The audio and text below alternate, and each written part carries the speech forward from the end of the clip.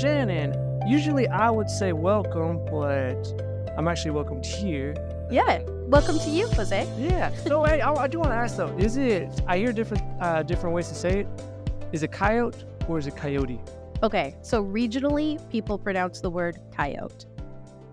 So it's the Coyote Twin Theater. But where I'm from in Michigan, we would say coyote. But it makes more sense for the town of Vermillion and in branding with the university for it to be Coyote Twin Theater. Okay, I heard that people don't like it. Like at the university, if you say coyote, they say No. coyotes, right? Because that's how you say it in South Dakota is coyote. And it makes no sense to say like, go Yotes. You know, that doesn't sound very good. Oh, Go Yotes sounds a lot better. it does. I remember the first time, I think it was like 2 or 3 years ago, I went to the football game and they said, well, Yotes. Yeah. But I was like, Yotes? Like, go Yotes? Yeah, that's what my friends from home, when I like send a go Yotes thing to them, or I sent somebody a hat and they were like, Yotes? And I was like, no, kids, no, it's Yotes out here. Yeah, because my Yotes daughter, like with oats. Yeah. my daughter would say, Yotes, until a neighbor told us, hey, he said, he didn't hear us say it, but he would say, no, maybe I did say coyotes. And he says, no, it's coyotes. You Yeah. get like beat up around here. I'm like, oh, okay, coyotes. Yeah. When you, with the movie business, when we get calls, I can always tell if someone's regional or not, if they know to call us the Coyote Twin, or if they're like out in California, they're saying Coyote Twin. All right. Yeah. Sweet. So this is what I wanted to, well, actually I contacted y'all because movie theater. Mhm. It's a really nice place. We talked about it a little bit. I've been Yeah. here once for the Spider-Man. So Spider-Man not Homecoming, Spider-Man No Way Home? No Way Home. Yeah. That's the one. And first time I came here, I reserved the tickets online. Yep.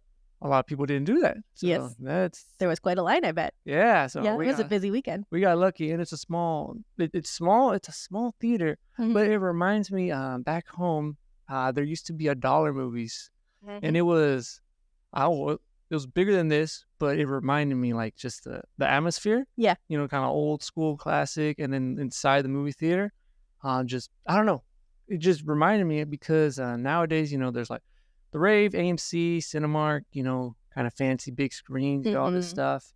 This reminded me like of the older stuff. I'm like, oh, it's kind of nice. Yeah, we just have the basics. We don't have the big reclining seats. We don't have IMAX.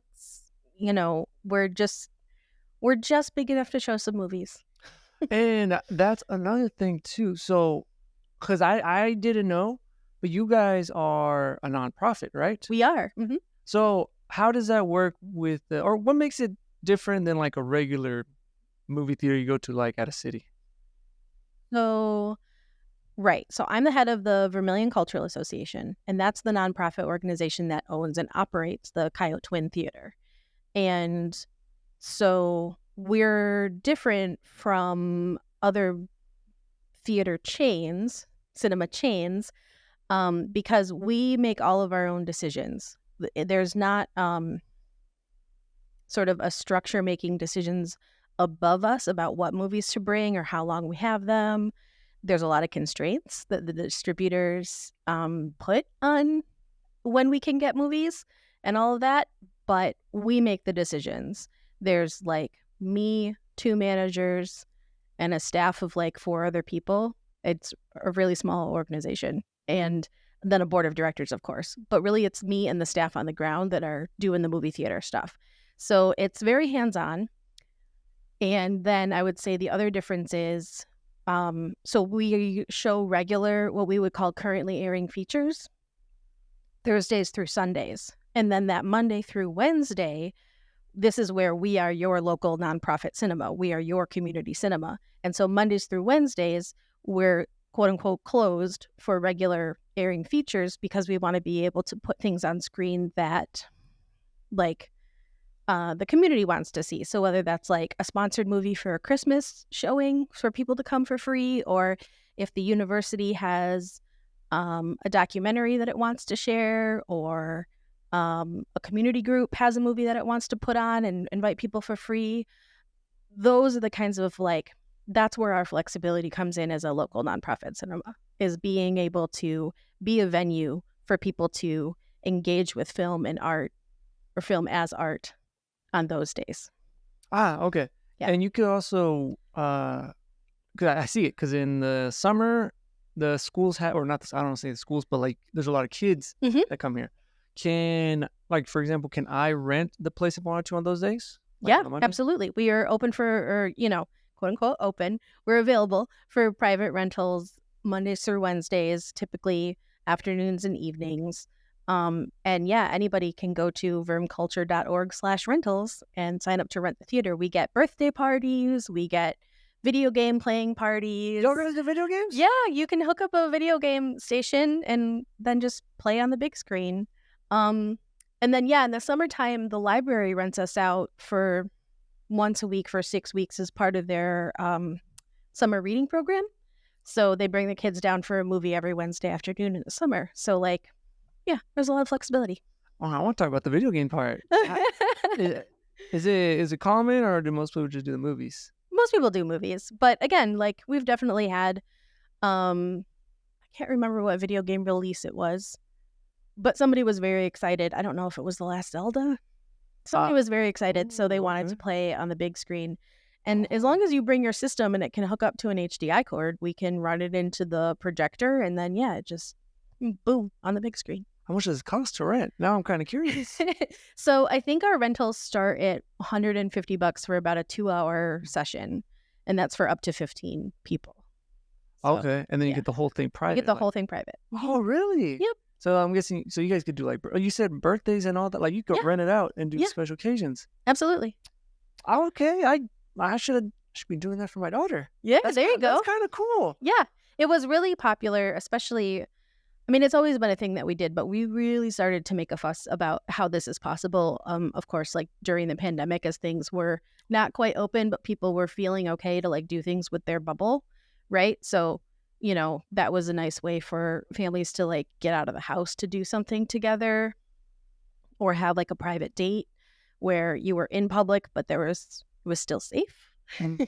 And then from there on out, it just was popular enough that we said, let's keep going.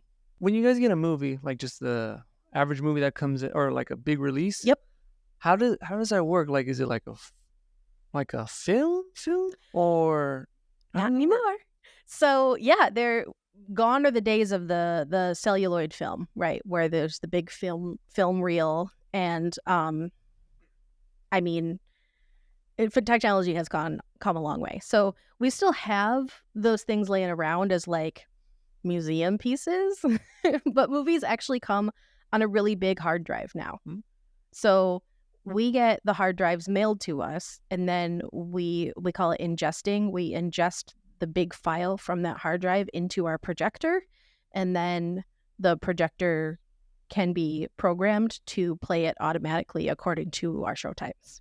So it's all very mostly hands off at this point, as opposed to the days where you had to be changing reels and you had to be taping film together. And like our projection room, actually, it still has a sink in it because at one time there was a full bathroom in there because you couldn't run downstairs to go to the bathroom if you were the projectionist. You That's cool. had to be there. And so that's not the way it is anymore. It's much easier. And how do you guys get those movies? Like, is it, or what do I want to say? Is it hard to get the movies? Like, do you pay for it, or do you go through somewhere? Are they rented? You got to give it back? Yes. So DCP it's a digital cinema package is what the hard drive is called. So DCPs are circulated throughout the country. So they come to us in this box that's like beat up and usually has like masking tape on it with a title from like 3 years ago, because they're just passed around from hand to hand, throughout the country. And that's when they talk about prints of movies being available, like there's so many copies of a movie. It's a little bit of a myth because everything's mostly digital, and some theaters even have the capability for direct digital downloads. They don't even need DCPs. We're working on that. But they do mean the physical DCPs as like the number of copies that exist. It's obviously far easier to make a copy of a DCP than it is reels and reels of film, but the whole system still works on this idea that there are so many copies of movies available. So if you hear about an ad, something having a limited release, that usually means it's only going to be in like the 5 major cities in the nation and mostly on the coasts, right? So limited releases are something that are either never going to come here or they are going to get what's called a wide release. And wide releases, in theory, should be all movie theaters in the country. But sometimes they say, oh, it's a wide release to 300 theaters. And obviously, as a twin, as a 2-screen theater in a very small town, we're not on the priority list for those 300 copies of the movie, right? So even though something might be in wide release, we might not get it its opening week, but we can, once everybody else has ingested the movie to their projectors and those DCPs start to circulate again, then we can probably pick up that title later. In terms of payment, so this is, there's so many factors. So a portion of all of our ticket sales goes back to the distributing studio.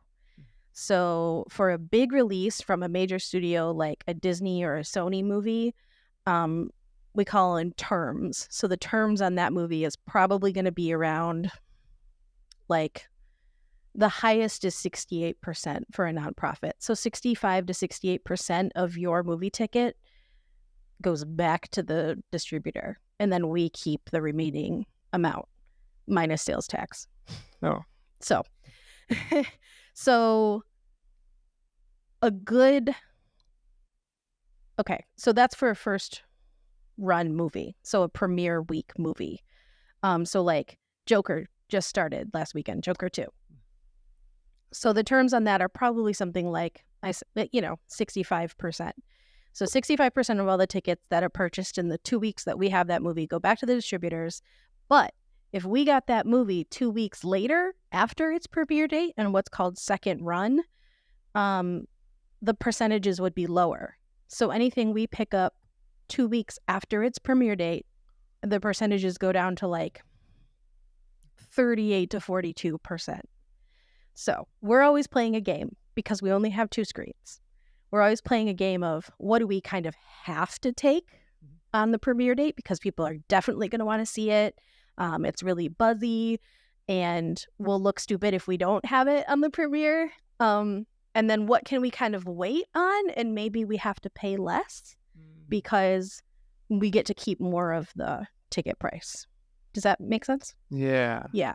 Okay. Now I'm understanding because I feel like I say this all the time too because with every like different businesses in Vermillion, I complain at first until I figure out, oh, that's why they're like this. Yeah. Because like, for example, when I was here in the beginning years ago, the movie theater, I was like, why is this so small? Well, I mean, like, I'm from a bigger city. You're from a big city. Yeah, so I can't believe I'm comparing it like that until now, I figured out it's a nonprofit. Yeah. And also it's a way smaller town. So yeah. You guys can't have like every single movie or like right. how other theaters have like indie movies or international movies or this and that. I mean, so you guys can't have all of it because not everyone's going to watch it. Exactly. So especially for indie films or international films, something has to really rise to a certain level of sort of cultural buzz or awareness for us to guarantee that there's going to be an audience to come see it. And we fight. I mean, we have a third-party booker who contacts all of the studios directly on our behalf to make the deals to get the movies. And he will fight for us, man. If there's a movie that we get enough people that ask us, hey, are you going to be bringing this?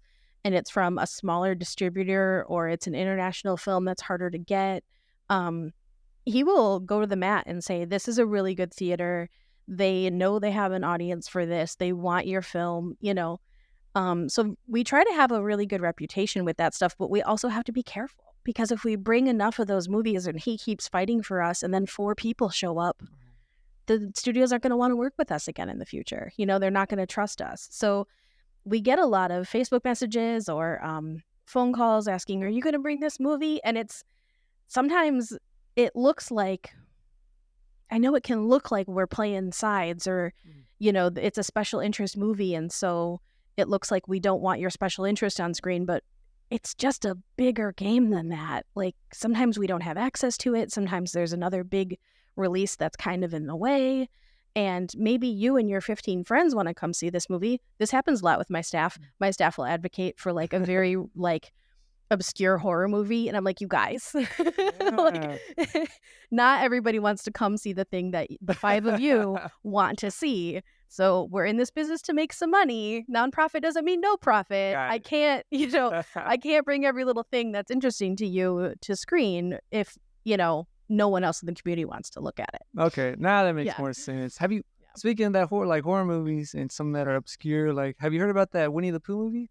I've heard of it. Yeah. Yeah, Yeah. I'm guessing that would be really hard to put in Yeah. there. But Something like that's where it's nice, right? That we're your nonprofit local cinema. And if you and your friends wanted to see the Winnie the Pooh horror movie and just get a kick out of watching it, you can totally rent the theater and do that. Oh, okay. Oh, yeah, Yeah. I forget about that. Is there some movies that are, I guess, what's the word? Not bad, but controversial that you're like, hey, we can't show this. I don't know, like if back in the day would have been like, hey, the Saw films Oh, I or guess. stuff like that. I mean, there's all kinds of opinions about what we should and shouldn't have on screen. I think largely I think of us as kind of like your local library. Mhm. Like, you can watch what you want, and we're not trying to censor people's content. Sure. That's not what we're in it for. But again, we have to keep our eye on the bottom line about how many people are actually going to come to this thing. And so if it's controversial in a way that is going to create a positive conversation, or people are going to come see because they want to be in that conversation, fine. But again, if it's something very niche or very special interest and only a certain group of people want to come see that, I would advocate that they rent the theater and they can advertise it to their specific group, and they can, invite those people. And then it doesn't involve us. It doesn't involve our bottom line other than that rental fee. It's just a lot easier. I guess one of the benefits though is y'all guys get to see the movies earlier. Does that happen? Sometimes. So those DCPs I was talking about, the hard drives, the way the movie business kind of protects, like you're saying, do you ever keep the drives? No, because they just get they can be reused. But then also the content is digitally locked. So they give us a digital key, and the key unlocks at a certain time in the week. And it's just enough time for us to do like a quality check screening. But often, like, especially for really big movies, it'll unlock on like midnight on Thursday, like Thursday morning. And so then sometime on Thursday, somebody around here has got to watch the movie to make sure it's going to work before we show it on Friday. And mostly we can trust the process and movies just work. But there have been hiccups where like subtitles didn't show up, or the whole movie showed really small, or, there's just things you want to make sure. So yes, sometimes we can do staff quote unquote quality checks. But then sometimes there's just not time to do that ahead of time. So Would you guys have because we mentioned it before, or you mentioned it to me right before we recorded, like drive-in movie theater? yeah. Because when you mentioned it, I was like, that'd be kind of cool. I know back home they do have one, but I've never been to one. Mhm. But at Prentice Park at the pool, I guess they kind of do one swimming, and they put like a projector or something. Yeah, that was us a couple years ago. Yeah, it was y'all guys. Yeah. So I've learned some lessons. So I took this job in 2018. I started as executive director, and swim in cinema is what we called that. And I think we did swim in cinema that summer, and then maybe tried it once more. The pool was particularly hard because of the inflatable screen. Mhm. But then also, like, some people are watching the movie, but mostly kids are just playing in the pool. So it was kind of like, was this really worth it? And then, again, the pandemic happened. And how do you get a movie-going experience to people safely? Well, we thought screening movies on the sides of buildings around town would work. So Walmart contacted us, and they wanted us to screen, I think it was Back to the Future. Oh boy, I'm sorry, I don't remember.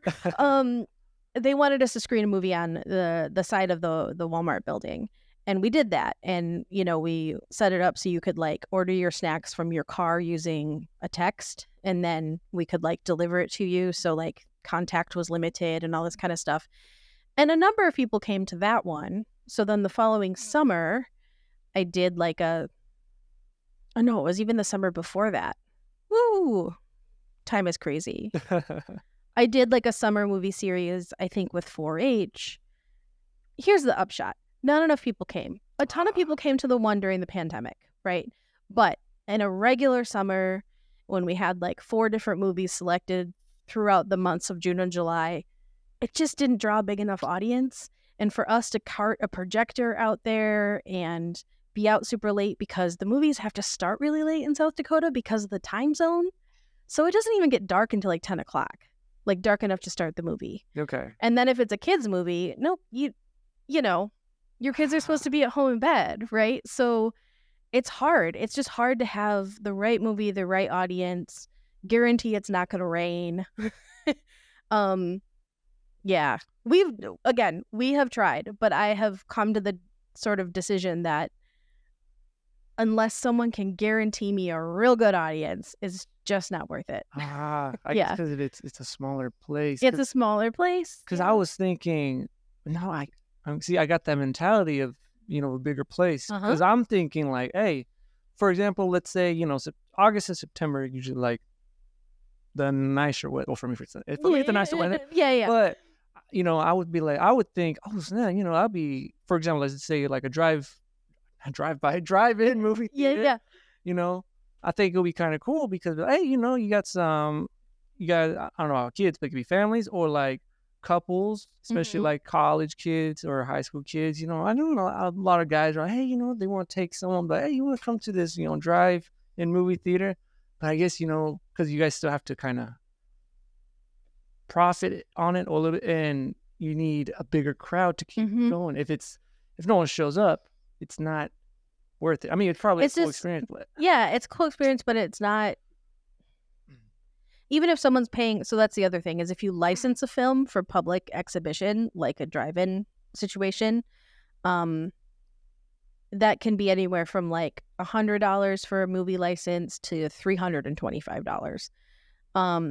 And we can't pay $325 to do that if no one's gonna come.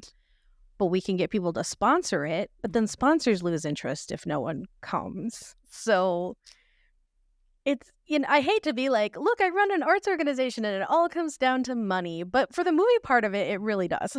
No, that makes sense. Yeah. And I will say, like, a proper drive-in movie theater like they used to have in Vermillion, and like my hometown has one. That was a very different experience because you were literally driving in your car and there's like a little bump. And so you can drive in, you put your front tires in the bump.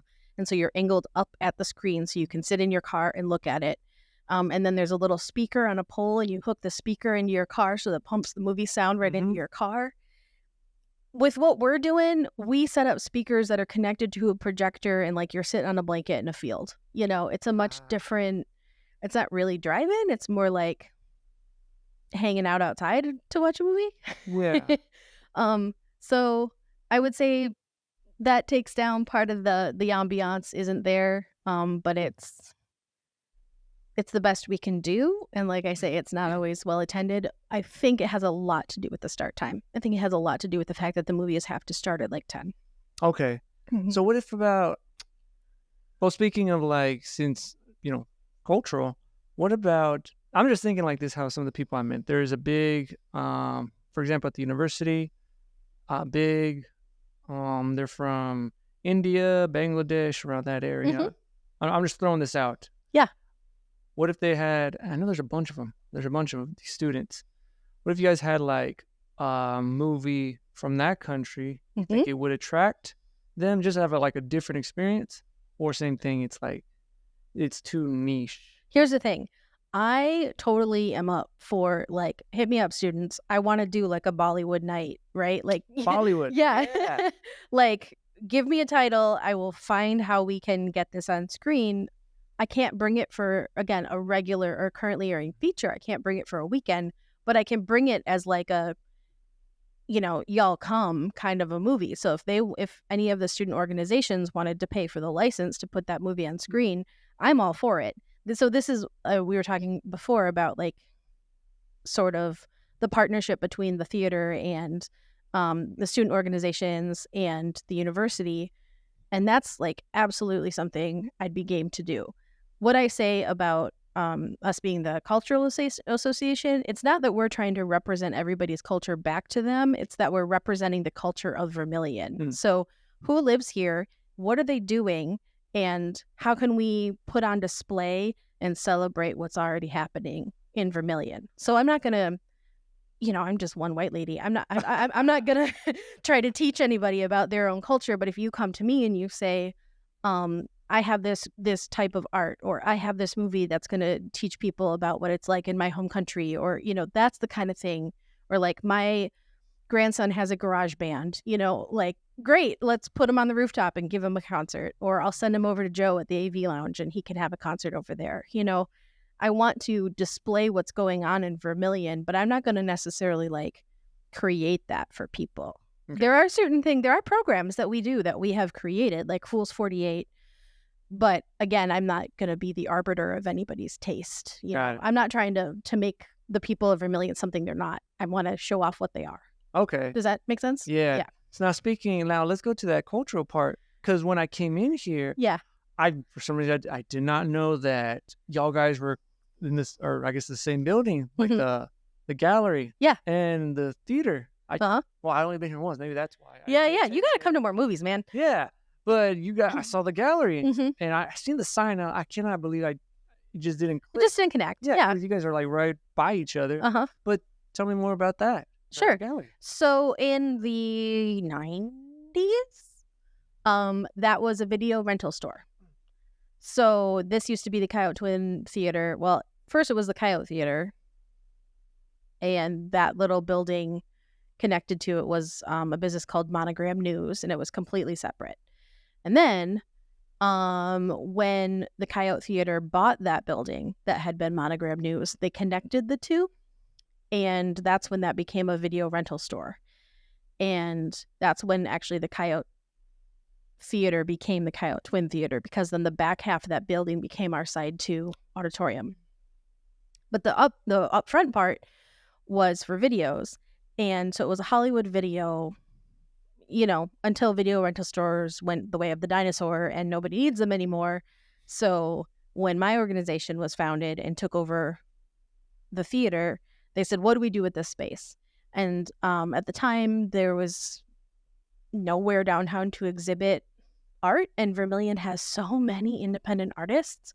So somebody on the board, I think it was Jesse Hansen, had the idea of like, well, we could just kind of make this a rotating art gallery. And then if we're all about public art, right, with film being a type of public art, then people can come see art when they come see a movie. And it's just free. And anybody can come walk in and check that out before or after a movie. And it's a way to sort of, like I said, put on display what people in Vermillion are doing. We've had, at this point, hundreds of artists exhibit with us. Right now, the one that's on display right now is Claire Lockhart, who's a USD grad. And just kind of, she's always up to shenanigans around town. But her exhibit is called Not a Vampire, because it's portraits of her imagined ancestors. And so it kind of looks like she's lived this immortal life. And she's like, no, I swear, I'm not a vampire. But you'd have to come visit the exhibition and read like all about why she undertook that project. But also this year we had Nancy Losacker, who's a very beloved artist. She does a lot of mosaics and wood carving, and so we had her wood carvings in the gallery. We had Tim Schreiner, who's a photographer, and he had some really cool, really vibrant, beautiful abstract photography with us. I can't even remember. We also just ran a film festival, so kind of anything that happened before July, my brain just doesn't compute anymore, because that's when the film festival took over. So I'm a little like, oh, that was 6 months ago. I can't even remember what happened. But yeah, I mean, we do at least, some people's exhibits are 1 month, some people's exhibits are 2 months. So, and then some exhibits are joint exhibits. So we can have anywhere from 6 to 50 artists exhibited in that space a year. And again, the whole point is that it's open when the movie theater is, and you can check out the art and check out a movie and maybe learn a little bit more about what's going on in Vermillion. Is that art? Is it? I talk to this all the time with my wife about art. Mhm. So I've never been to an art gallery. Mhm. I've just seen like pictures, and like I I'm not a critic or anything. Yeah. Like, but I like movies. I like video games. Mhm. Music. I think about that as it's art. It's That's art. good stuff. Yeah. Now, some of the art pieces and paintings, I could get by with some of it, but there's some that I don't like. I've seen some that are sold for a lot of money. It's just like a squiggly line. Now, do you know why like some of that stuff is very popular? Is it something I'm not seeing? I myself am not an artist, so that my joke is kind of like I help other people explain their art, but I'm not myself an artist. So I'm going to make a stab here. Okay. um my understanding of what little I know of art theory is that like if you see something that's very modern art and it's like a Rothko where it's like one color square on top of another color square Yeah. and you're like, I don't understand. Honestly, neither do I. But what I think what he's doing is it has something to do with like the tensions of the two colors or how harmonious they are. Or the squiggle is, especially if it's against another color or something, like it has something to do with the color theory, the art theory, the shape. You're meant to be appreciating something simpler. And so we miss it, right? Because it's not like portraits of people where there's action and we're looking for something happening. What's happening is that shape, is the way the colors are talking to each other. So I think that's my understanding of art. I don't know much more than that, but here's the thing. Again, I'm not here to tell anybody what's good or bad. I'm here to show you what we've got. Got it. Yeah. Yeah. Okay. Because I see I guess I need to go talk to someone that is an artist. Maybe they could explain it. Because when I see, for example, tattoos, Yeah. like when they do like black and white or portraits, I'm like, ooh, that is nice. I can't draw. I can't draw either. I can barely write my name. Yeah. See, that stuff I'm cool when they do like realistic Mm-hmm. drawings on like paper with pencils or that. I'm like, whoa, that is amazing. But then like there's other pieces. Like I'll give a good example. Some of the paintings of, I think his name is Picasso. Picasso, sure. Yeah, some of that I'm like, I mean I see it, but I'm like, I don't know. I'm not too much of a fan, unless But if it's like one of those older paintings, like what's it from the Renaissance? Is it Michelangelo or Da Vinci? Those. Mm-hmm. Those, I guess I don't know if they're oil paintings, but they look really super realistic. Yeah. Yeah, they look Mhm. nice. Mhm. See, I could get by, but like I guess weird shapes throws me off. Well, and this is, so we'll talk later. I've got some recommendations of people you should talk to. I would say like once you get to Picasso, especially if you're talking about his like really cubist thing where like there's a big eyeball and like a shoulder that's out of place and like it's because there were hundreds of years of those really realistic, like how well can I capture the trueness of this likeness and how accurate does this look? And then he was like, yeah, but if you're just looking at a thing, sometimes you can just say like, well, that shoulder kind of looks like a rectangle and that eye's kind of like a trapezoid. And so I'm just going to draw it like that and make it interesting in that way because he's drawing the shapes of things rather than the realism of things. And so then it breaks down even further and you get to the squiggly line. So. Okay. So there's a whole history of like what happened before as to why, what this art is doing now. And so, yeah, I would say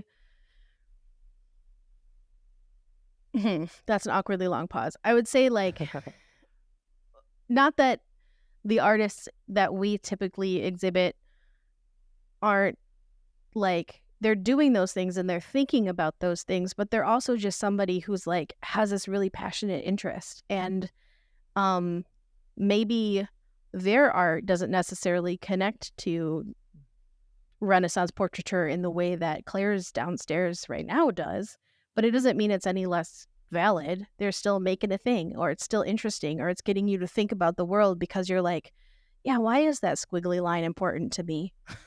Maybe I am the squiggly line. You can go anywhere with it. Because sometimes things are just pretty to look at, and someone spent some time making it, and that's really important because it's important to them. Their art is valid. It's the same with movies. Yeah. Different, like the different art styles. Like when I was younger, I went through that phase where you watch some animated Disney movies, Mhm. and then was it like middle school? You're like, I don't want to watch no cartoons. Right. Then later on, you watch them again, and then you understand some of the stuff. Mm-hmm. And then nowadays, I look at like the animation, and I'm like, whoa, looks nice. It's like what did we just watch? We saw Insidious, Inside Out 2. Mm-hmm. And I was paying attention to the animation, and you could see if you pay very close attention, you can see the details on them. Yeah. Versus like other, like for example, actually I got a perfect example: the Toy Story movies. Oh. If you look at Toy Story 1 and Toy Story 4, if you just take a close look, you can see the differences. Like in the newer movies, you can see like Woody's, the hair and the cloth and this and that. And I'm like, oh, you can tell some of the difference. So much more detailed. Yeah, same thing with like the movie Avatar. I understand the part where like, hey, it's just dances with wolves, but in space. But like it looks like amazing. Like it looks really, really good, like realistic. Yeah. And then there's some other movies where they say, oh, like the CGI looks really bad or this and that. And I'm going way off topic now. Yeah. But like some of the Marvel movies, I was watching them again. So I've seen Civil War. I really love that movie. That movie's great. But then I was watching the first Iron Man, and just Tony Stark's suit. It just looked, for some reason, it looks so, I guess so natural and realistic in the first movie. Yeah. For some reason. Just for some reason. Because they were probably CGIing it less. Yeah, I don't know what it is. Yeah. And then also another franchise, the Jurassic Park movies. Oh, yeah. The first Jurassic Park, I still think that Velociraptor scene is kind of scary for me. I mean, man, that movie holds up. Yeah. Yeah, but they combine some of that CGI with the animatronics. Mm-hmm. And then I like Jurassic World, the first one. The other two I'm not a fan of, but I like watching it. But you could tell, like, the dinosaur. I don't know if it's how they flow.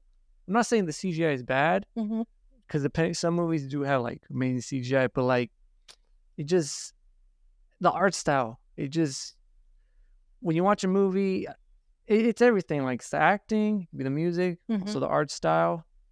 It's just, you feel me, right? Yeah, I do, and I don't know if some of that is as the technology developed.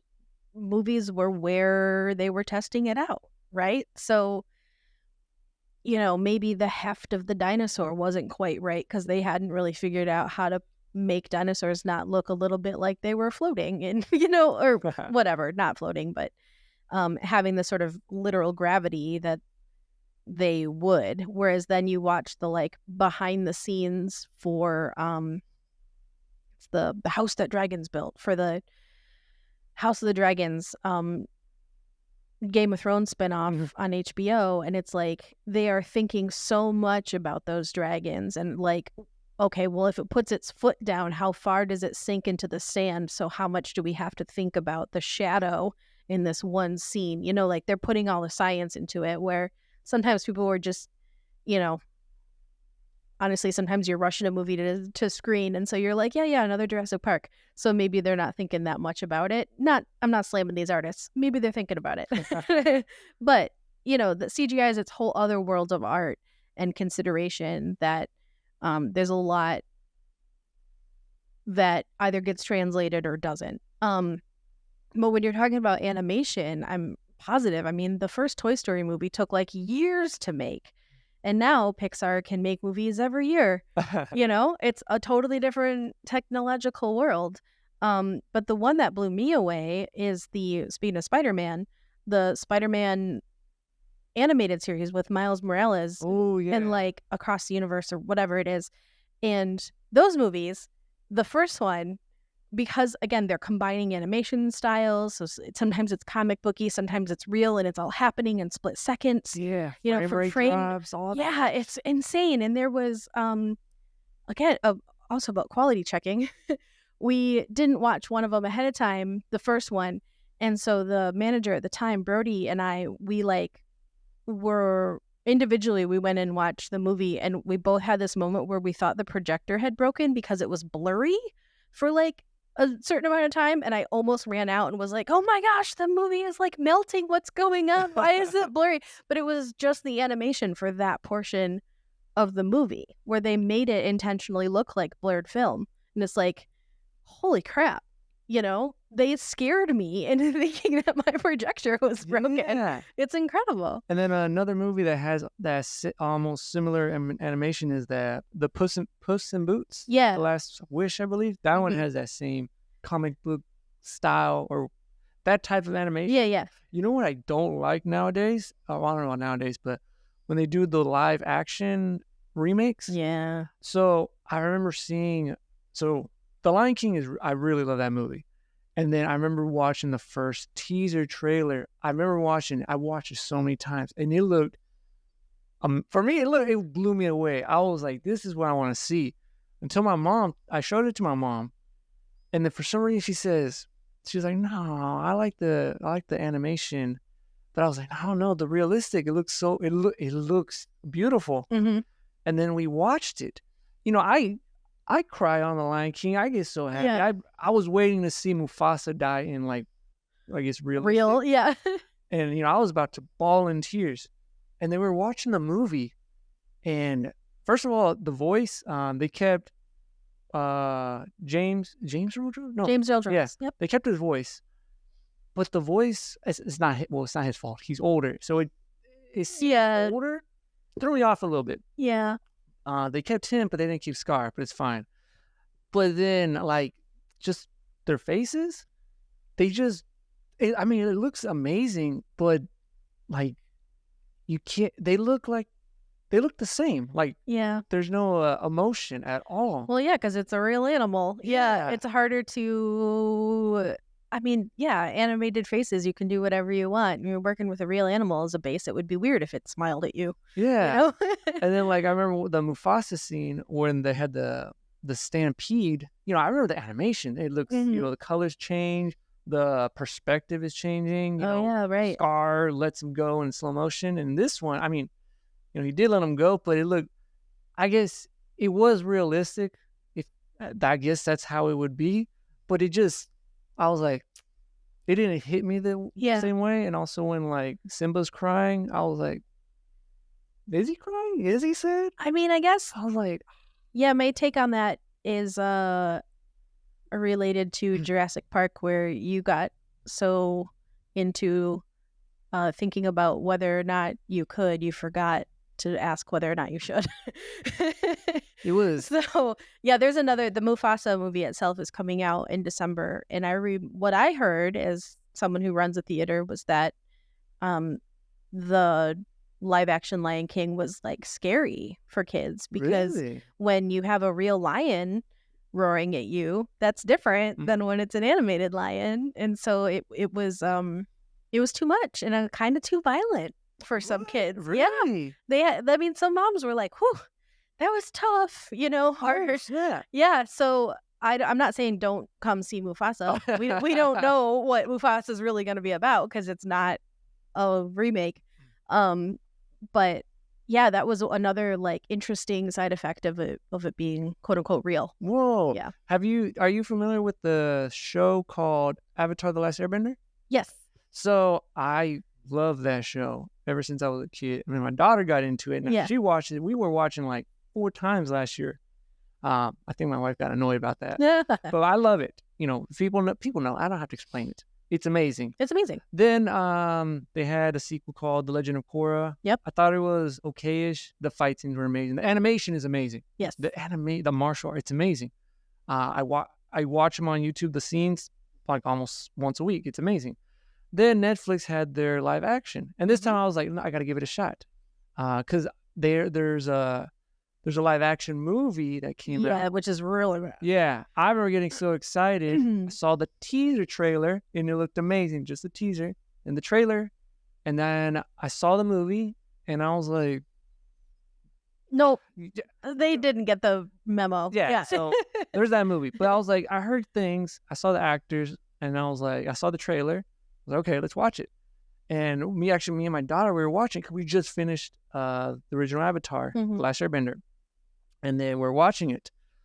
And then I mean, it was fine. There were some changes, which I don't mind, but I just there when they do some of the bending, the martial Mhm. arts, it's not the same. They don't flow as well as like Mhm. animation. Like Yeah. same thing could be like, in a cartoon or animated film or series. You could do a lot of stuff. It's Mhm. tricky to do that in real life. I think like people that could do it is like Jackie Chan, or if it's like Jim Carrey, being very, he exaggerates. Mhm. But like some of that, man, I was like, man, I kept thinking, man, the original's better. What was the whole point? Well, So so I think this gets also back to like what we were talking about with painting, and I think it plays into photography and how you can edit photos too. Is like, because the things that you're talking about with like the sense of the stampede and how the lighting changes and the martial arts and how the flow of movement. Yeah, absolutely. That is inhuman. That's why it's animation and not everybody's going to be Jackie Chan, right? So it's like the art can bring something to life that real life can't, you know? And that's why it's important because it can enhance our imaginations. It can make something almost more real than real. And it's like, even if you're talking about those Renaissance paintings where it's like, what is it? I'm going to pronounce it wrong. Chiaroscuro, where it's like they used lighting to enhance a certain part of the portrait, or people looked like there's kind of a halo behind them, like their heads were really well lit. Um, they're using lighting to tell you something about that person, or that's not necessarily what the light looked like in that moment. They're highlighting something for your attention, and that's what animation gets to do in a way that like your iPhone probably can't. Which isn't to say don't make a movie with your iPhone, but maybe that's what post-production is all about, and that's what adding lighting is all about, is creating a reality as opposed to reflecting a reality. I get it now. Yeah. Different things. Yeah. Now we are running out of time. Oh, We're getting my. close. Is there anything you want to give out? Is there anything coming up that that the community should be aware of? Yeah, absolutely. We have a lot. So for October, we have on October 22nd at 6:30 p.m. This is in conjunction with the United Way, and it's sponsored by the Rotary Club and Vermillion Next. But there's going to be a showing of a documentary called Join or Die. But it's really about why it's important to join clubs or community organizations. So I think it fits in really well with your podcast. It's like, what does it do for us as a society to be part of a club or be part of a church congregation, and how that sort of plays into what America is as a democracy and as a society, and how it helps us sort of function better together.